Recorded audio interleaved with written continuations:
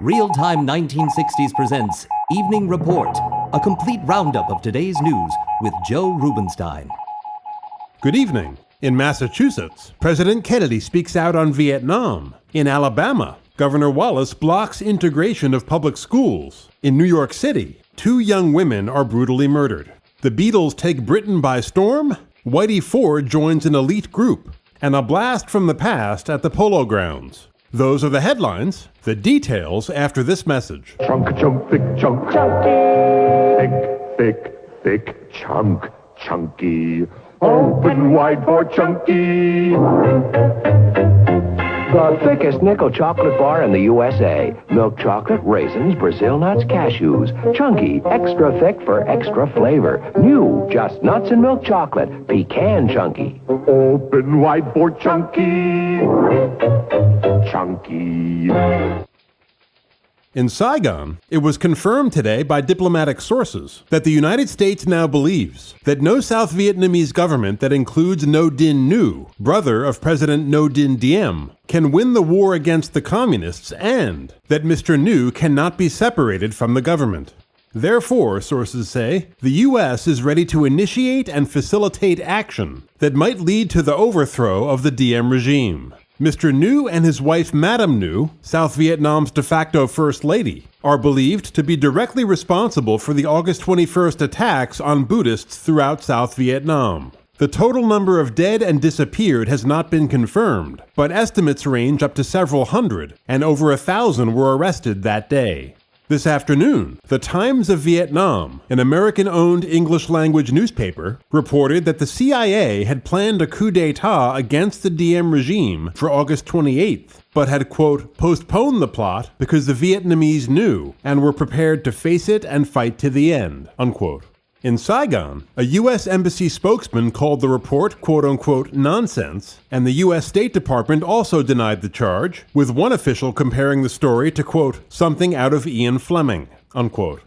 This afternoon, Vietnam was a major topic when Walter Cronkite commenced his new half-hour news program on CBS TV by interviewing President Kennedy on the lawn of the president's summer home in Massachusetts. Mr. Cronkite, after comparing the situation in South Vietnam to previous debacles when this nation dealt with unpopular governments, asked the president what could be done. I don't think that unless a greater effort is made by the government to win popular support, that the war can be won out there. In the final analysis, it's their war.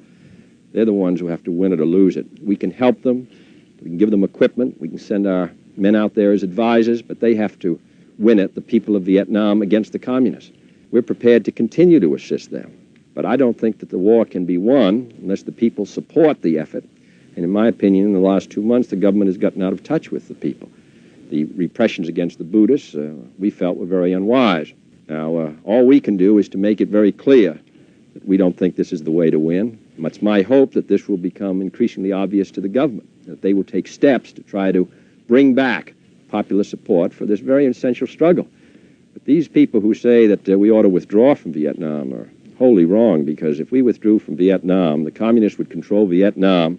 Pretty soon, Thailand, Cambodia, Laos, Malaya would go, and all of Southeast Asia would be under the control of the communists and under the domination of the Chinese. And then India, Burma would be the next target. Mr. Cronkite noted there had been no indication from Saigon that the Diem regime would change its pattern of governance. If he doesn't change it, of course, that's his decision. He's been there 10 years. And as I say, he has carried this burden when he's been counted out on a number of occasions. Our best judgment is that he can't be successful on this basis. But I don't agree with those who say we should withdraw. That'd be a great mistake. That'd be a great mistake.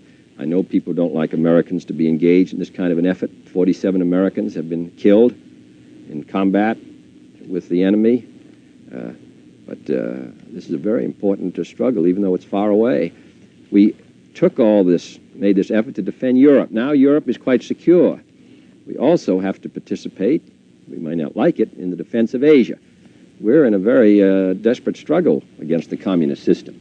And I don't want Asia to pass into the control of the Chinese. I would think that would threaten the security, not right today, but in the 1970s, the late 60s, that would substantially increase our problem, increase the danger to India, which is 500 million people. And if that were joined with the rest of the communist bloc, they'd be that much nearer to us. In related news, on Friday, a U.S. Army officer who retired recently after more than a year's service in South Vietnam said he doubted that the Diem regime was actually interested in defeating the Communist Viet Cong. Lieutenant Colonel John Paul Vann, the senior American officer in the Mekong Delta region before he returned to the U.S. in April, said many American officers believed that the Viet Cong could be crushed within a year if the South Vietnamese army showed more initiative. Colonel Vann gave two reasons why the government might be reluctant to crush the communists. The first, he said, was that President Diem feared that the people would revolt against his regime after the communists were defeated. And the second was that President Diem believed there would be a substantial reduction in U.S. aid if the communist threat were terminated. Colonel Vann said he and others in the field felt that U.S. officers at the highest rank were sending reports back to Washington that were far too optimistic about the course of the war, adding, quote, "Unfortunately, America is a success-oriented country. If a general there gave pessimistic reports, he might be replaced," unquote. Colonel Vann said that after his return in April, he had briefed everyone he could reach at the Pentagon about the true situation in South Vietnam. He said he had been told by a high-ranking general that he had performed a real service. In Alabama today, Governor George Wallace prevented the start of public school integration in that state by sealing off Tuskegee High School with state troopers. Although there had been no indication of trouble there, the governor said the school's opening was being postponed to, quote, "preserve the peace," unquote. A source in Montgomery said Governor Wallace will likely repeat this action in Birmingham and Mobile, where classes are set to open Wednesday. This afternoon, Walter Cronkite asked President Kennedy if last week's March on Washington may have gotten the South's back up and stiffened opposition there to integration and other civil rights measures. You know, there's been difficulties in the North, too, this last week, so that this is a continuing problem. The march was an episode, an important one, because I think it was an impressive manifestation of the strong desire of a good many responsible citizens for equal treatment. But this problem has been with us for 100 years and even before, and it was going to be with us for a good many months and years to come. The Negroes are 10% of our population. To bring them into a full life in the American society with all that that means is going to be a long job. But they are here. They are given the promises of the Constitution, and we have to do what we can to see that those promises are carried out. That's the responsibility, it seems to me, of this generation of Americans, North and South, East and West, even though it presents us with a good many harassments. The president was asked how the civil rights situation might affect his chances of re-election next year. Well, obviously, it's going to be an important matter. It's caused a good deal of feeling, I suppose, against the administration in the South. Also, I suppose, in other parts of the country. Whenever you have an issue upon which people feel so strongly, it quite obviously has its political effects. So I would say it would be an important matter. On the other hand, I'm hopeful that both parties, Republicans and Democrats, will commit themselves to the same objective. I would be surprised if the Republican Party, which after all is the party of Lincoln, and is proud of that fact, as it should be, I would be surprised if they did not also support the right of every citizen to have equal opportunities, equal chance. Finally, the president was asked if he had any preference as to his opponent in 1964. That's a great mistake. I know some Republicans chose me in '60 as their favorite candidate, but so I know I can choose anybody. I'll let them choose. Problems will become a little different when, of course, the Republicans have finally chosen a candidate who has to run North, South, East, and West, stand on a platform of the Republican Party. And it seems to me we'll have a clearer alternative. I'll have more news for you after this message. This is the sound of a human heart. It will beat 72 times in this minute. Every beat can be a painful throb if you have a headache. This pain remedy is Bufferin, the one doctors recommend by name more often than any other leading brand. Take 2 Bufferin, and every beat can mean your heart is pumping Bufferin's pain reliever through your bloodstream. Why such speed? Because Bufferin is the modern drug for pain. It is special antacids that activate the pain reliever by speeding it into your bloodstream straight to the pain. These antacids also help soothe an over-acid stomach, a common companion to headache. This message will last 60 seconds. 72 heartbeats. If you had taken Bufferin at its start. Bufferin could already be getting into your bloodstream. Next time pain throbs upsets you, take 2 Bufferin, the fast one. It's worth it. Here again, Joe Rubenstein. In New York City Wednesday, 2 young women were brutally murdered in their apartment on East 88th Street. The victims were Janice Wiley, 21-year-old employee of Newsweek magazine, and 23-year-old Emily Hoffert. Miss Wiley's uncle is Philip Wiley, the well-known writer. The 2 victims shared the apartment with 23-year-old Patricia Tolis, who had left for her job at Time magazine prior to the attack. At 6:30 p.m., Miss Tolis came home from work to find the apartment ransacked. She immediately phoned Janice's father, Max Wiley, an advertising executive, who rushed over, opened the door to one of the 2 bedrooms, and cried out in anguish.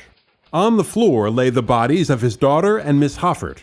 Both had been bound hand and foot with strips of torn sheeting. Both had been stabbed again and again. Miss Hoffert's body was fully clothed, but Miss Wiley's was nude, and there was evidence she had been sexually assaulted. No check had been made by Newsweek on Miss Wiley's failure to come to work because she had told associates she planned to take part in the March on Washington that day. Miss Hoffert was on summer vacation, so there was no reason for anyone to check on her. On Friday, New York Chief of Detectives Lawrence McKerney said the police had no leads as to the identity of the killer. Phone calls from the public to a special police number at the East 104th Street police station had come in by the hundreds, he said, but had not proved helpful. Everyone, it seemed, had a theory. No one had facts. On the Upper East Side, the double murder has injected fear into a neighborhood whose residents have long paid high rents to avoid it. One elderly woman, a longtime city resident, expressed a philosophical viewpoint, stating, quote, "We're all horrified, but these things happen. If they happened in Brooklyn or Harlem, where they happen every day, we wouldn't hear a thing about it. So now it happened in a good neighborhood. Well, I'm sorry, but believe me, in a few days in New York, it'll only be the poor girl's parents and friends who will care." Unquote. A new form of madness is striking throughout Great Britain, and the 4 young men responsible call themselves the Beatles. 1 year ago, John Lennon, Paul McCartney, George Harrison, and Ringo Starr were performing for small crowds in tough pubs in the north of England. But the success of their first long-playing record, released in Britain in March, brought increased media attention, to which the Beatles responded with an irreverent and comical attitude which endeared them to ever greater legions of fans. The lads now earn $5,000 a week, playing one-night stands all over Britain. The Beatles toured Britain 3 times in the first 6 months of this year, and the frenzied adulation which followed the group, who wear matching suits and identical mushroom haircuts, was comparable to that accorded to Elvis Presley in the 1950s and Frank Sinatra in the 1940s. This afternoon, during a group interview for the BBC, George Harrison, the Beatles' lead guitarist, discussed the band's early years when they lived and performed in Hamburg, Germany. Hamburg, I think that's where we found our style. We developed our style because of this fellow. He used to say, "You've got to make a show for the people." I used to come up every night shouting, "Max Show." So we used to Max Show, and John used to dance around like a gorilla, and we'd all, knock our heads together and things like that. Mr. Harrison remarked on the Beatles' recent surge in popularity. We do like the fans and enjoy reading the publicity about us, but from time to time you don't realise that it's actually about yourself. You see your pictures and read articles, but you don't actually think, "Oh, that's me that I am in the paper." It's funny, it's just as though it's a different person.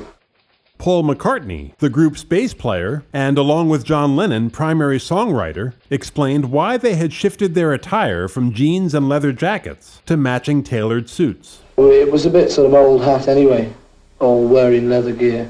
More often than not, too many people would laugh. We didn't want to appear as a gang of idiots. So we just got what we thought were quite good suits. The Beatles are realistic about the current craze and believe that, like all fads, it will pass quickly. Mr. Lennon had this to say about the band's future. Well, you can't say, you can be big-headed and say, yeah, we're going to last 10 years. But as soon as you've said that, you think, we're lucky if we last 3 months, On Tuesday, President Kennedy urged the youth of America to seek public office or to find other ways to bring their influence to bear on the future of this country. The president made his plea on the South Lawn of the White House to 5,000 college students who had spent the summer working in federal offices in Washington, D.C. The president told the students that their generation would be faced with the greatest challenges in this nation's history. The fact of the matter is, through the whole 19th century, this country dealt with only 5 or 6 major problems. The right of states, the whole question of slavery, which was tied with states' rights, tariffs, the development of the West, currency problems. And Calhoun and Webster and Clay, who came to the Congress 1810, 11, or 12, were talking about the same problems, the same 4 or 5 problems, 40 years later when they dominated the Senate. Now the problems come pouring across the desks of the American people in even a summer, which deal once again with the right of states. But the whole problem of space and our balance of payments and what happens in the Middle East and the relationships between Saudi Arabia and Yemen, or in Latin America, or in the Far East, or in Saigon, problems which we can deal with in only a limited way, but problems which affect the security of the United States.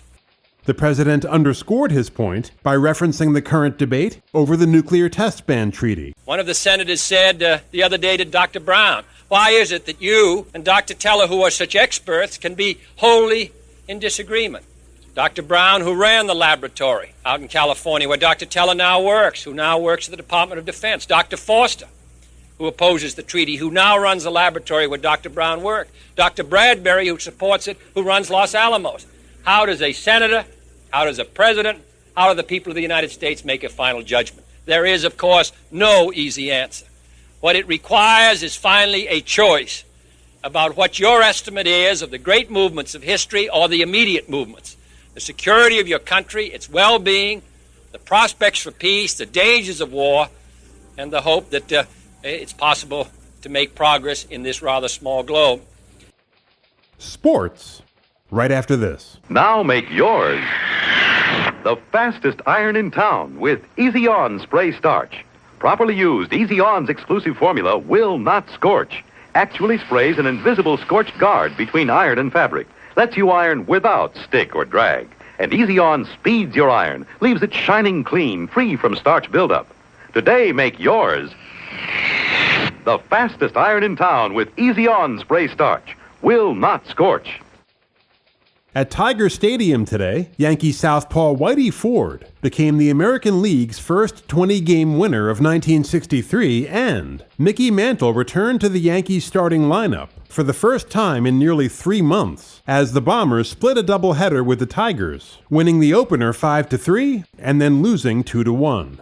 The Yankees maintain a 12-game lead over the second-place White Sox. Mantle, who broke his left foot in Baltimore on June 5th, and then remained sidelined because of loose cartilage on the outside of his left knee, pinch hit into a double play in the first game today, and produced 2 singles and a walk in the nightcap. Afterward, the switch-hitting star said, quote, "I feel good. The only thing I'm afraid to do is touch a bag with my left foot while making a left turn. I could hurt it again, but I think I can stay in the lineup once I get rid of the soreness, which is due to the layoff," unquote. In returning, Mickey stole some thunder from his pal Whitey, who became a 20-game winner for the second time in his career after posting a record of 25-4 in 1961. Ford, Dick Ellsworth of the Cubs, and Reds right-hander Jim Maloney all joined Sandy Koufax in the Charmed Circle today by posting their 20th victories. Koufax won his 21st today as the Dodgers beat the Colt 45s in Los Angeles 7-3. And finally tonight, you won't see too many like the nightcap of today's doubleheader at the Polo Grounds between the Mets and the Reds. Pete Rose, a fabulous rookie for the Reds, was the first man up. The second baseman slammed Jay Hook's first pitch 400 feet deep into the right field seats, and that was the ball game. The Reds won it 1-0. The aforementioned Jim Maloney notched the victory after Al Jackson fired a 6-hitter for the Mets' 5-3 win in the opener. During the nightcap, many in the stands recalled the old days at Ebbets Field, when a 10-man symphony, or symphony, complete with cymbals that happened to be a pair of garbage can lids, paraded through the stands. Most listeners agreed that the ensemble showed great spirit but sounded even worse than its Brooklyn predecessor, whose music Murray Schumacher of the New York Times once compared to a herd of elephants with whooping cough.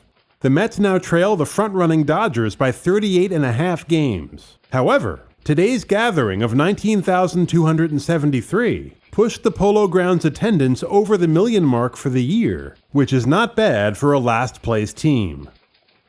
And that, for this evening, completes our look at the latest news on this Monday, September 2nd, 1963. Thank you for joining us, and have a great day tomorrow.